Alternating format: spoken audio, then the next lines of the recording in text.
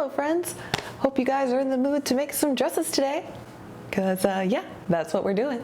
Today I am making another Selkie inspired dress, this time the puff dress. Aside from the bandeau top, it uses practically the same pattern pieces as the Parliament style dress that I made previously with that really pretty rainbow fabric. So I decided why not try to tackle this puff dress style as well. Even though it is not my favorite, I've never really been a fan of any dress that erases your waistline, especially one that looks like the skirt is coming forth from your underboobs.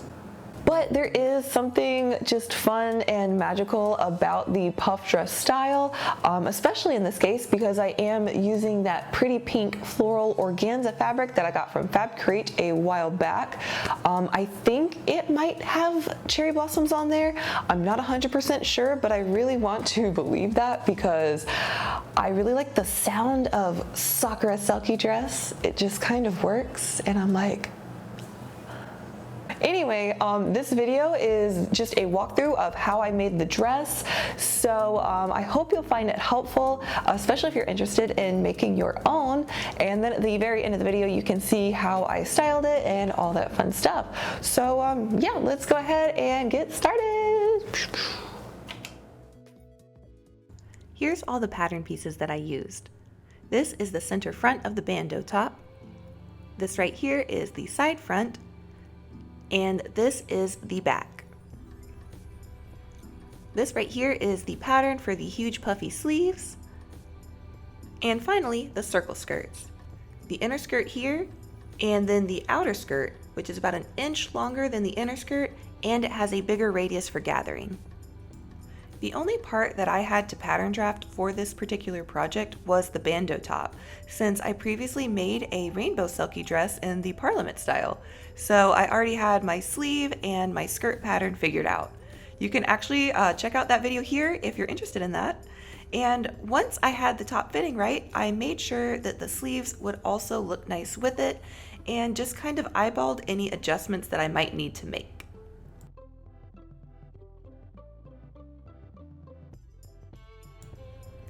Once I was confident that everything looked pretty darn good, I could go ahead and start cutting all of my pattern pieces from my pretty floral organza that I got from Fab Create.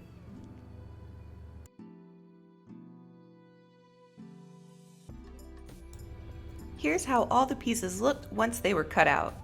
The only thing not pictured here are the inner circle skirts, but I will show you that part later. I just had to wait for that fabric to come in the mail, and it took a few days, so yeah. I just went ahead and cut out all of the outer fabric since I was really excited to get this project started. And so is my little helper Tamamo. Let's start with the bodice first. I pin all the bodice and lining pieces together and then start sewing everything up with 1/4 of an inch seam allowance. Afterwards, I press all the seams towards the center front. A tailor ham will greatly aid you here.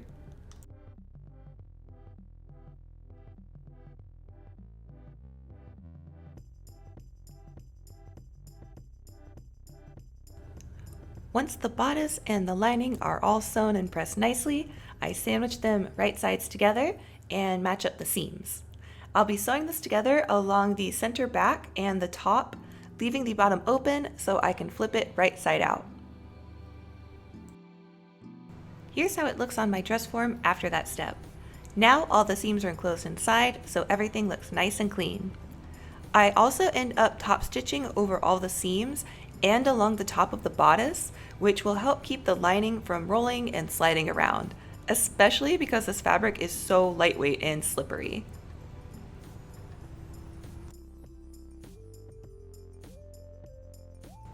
Now that the bodice is done, I begin sewing all of the outer skirt pieces together, using French seams so that the seam allowance is enclosed and won't fray. Press that seam nice and flat as usual. And then to hem the outer skirt, I use a basting stitch 1/2 of an inch away from the edge to act as a guide for my fold line so that the hem will be nice and even in the end. I actually strayed from how I hemmed my rainbow skirt from my previous video to try something different, and I really wish I hadn't.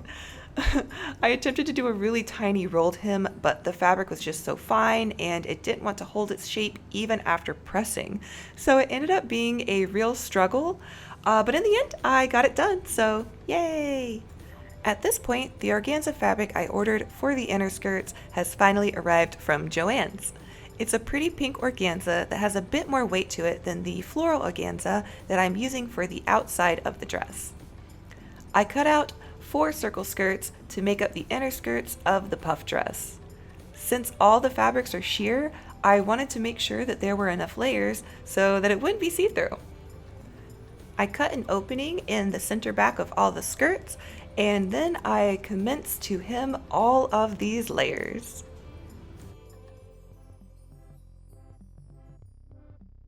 Here's the innermost layer full skirt, another one after that, and then the third skirt is 2 of the full skirts sewn together and gathered at the waist to add a bit more volume. And finally the gathered up outer skirt on top, which looks pretty poofy, I would say.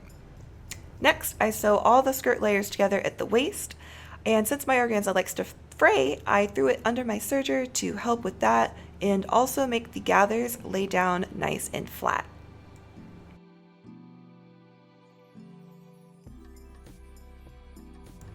Now that the skirt is complete, I mark the center front with a pin, and I do the same thing with the bodice.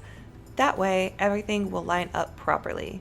And then I just continue to pin the skirt and the bodice together, sew it on up, and I also top stitch after that.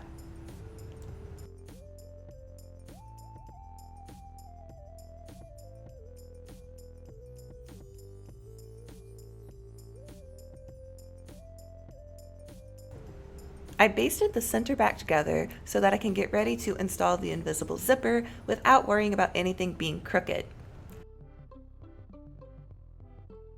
I start picking away at the basting stitches at the center back of the bodice down to where I want my zipper to end.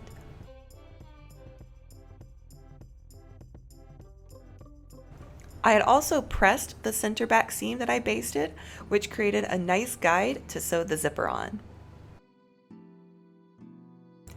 When you sew an invisible zipper, you want to sew it as close to the teeth as possible without accidentally stitching over them.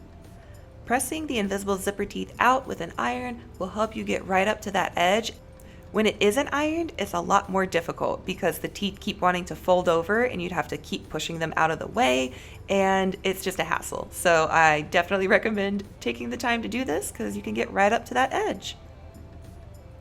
And right there is where you're going to want to sew and line up your stitches with. Doing this will actually make the zipper look invisible so you don't really see it on the outside of your dress.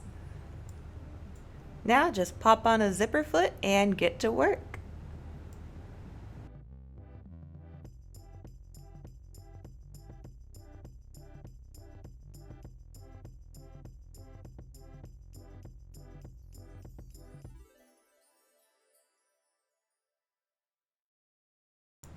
Look at how neat and clean that looks.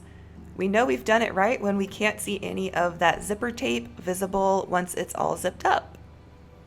Yay! And onward to the sleeves. Put the sleeves right sides together and pin around the top and the bottom of the sleeve, leaving the sides open so that we can turn them right side out afterwards. Once again, we are going to iron down those seams nice and flat. Once that's done, I top stitch about 1/4 of an inch from the edge on the top and bottom of the sleeve.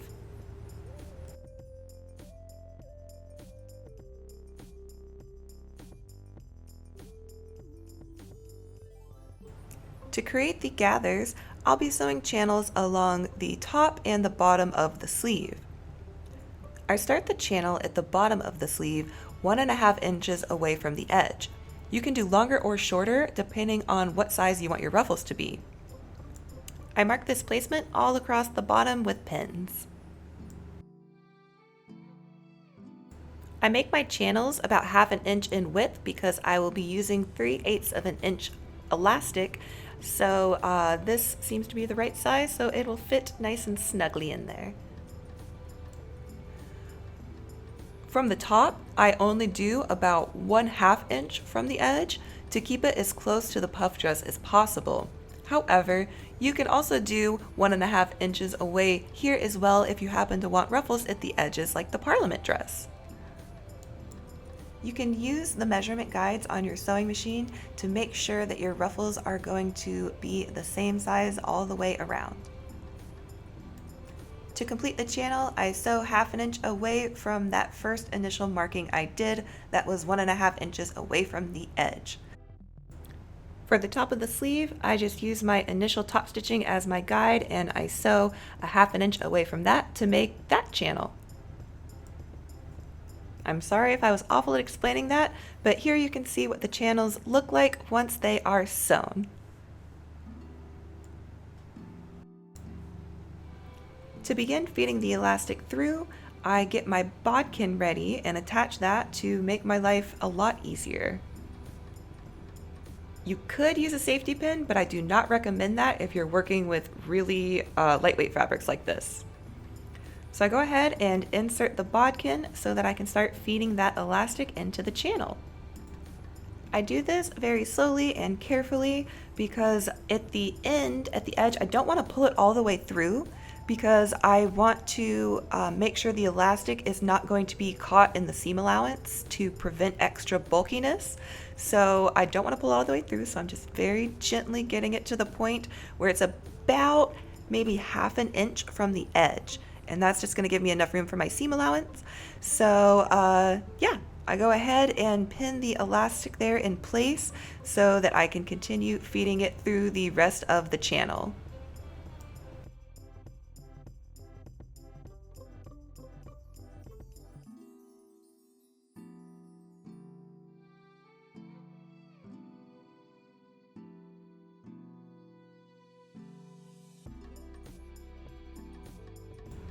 At this point, I can now detach the bodkin and just very carefully hold on to that elastic so it doesn't spring back through and pin that one in place.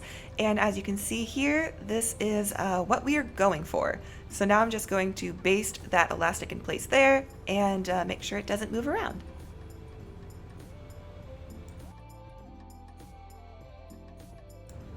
See, just like this. All right, the bottom looks good, so let's move on to the top. We're going to be basically doing the exact same thing, except this time I'm going to leave a gap of 2.5 inches at the sides because that part without the elastic will be sewn to the bodice, and you don't want a bunch of bulky elastic under your armpits, so that needs to be smooth. After that, I just sew up the sides, and once that's done, the sleeve is complete.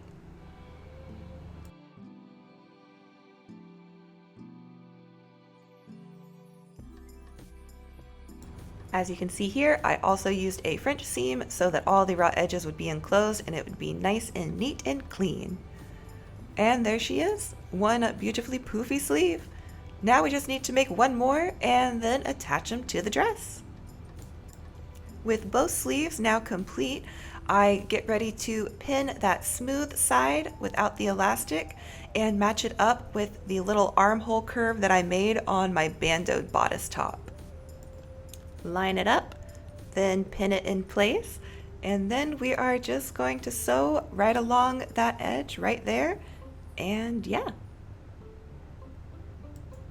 Once you attach both sleeves just like this, then the dress at that point is complete. I did try on the dress when it was done, and I noticed that the bodice wasn't laying flat against my chest like I was hoping, so to fix that, I just sewed some elastic inside of the neckline just like this. So that kind of helped eased it in and made it lay nice and flat against my body. Now the dress is finally complete, so let's see how it looks on.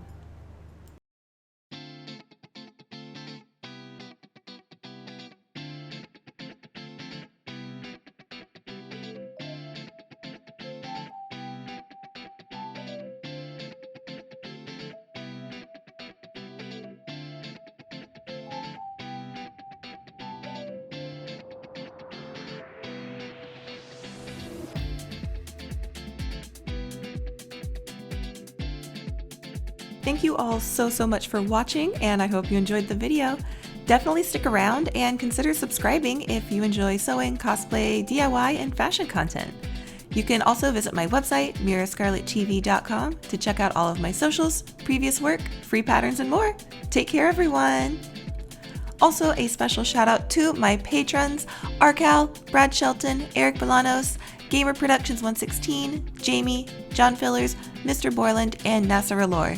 Thank you guys so much for pledging to the Fabulous Flower Power tier on my Patreon.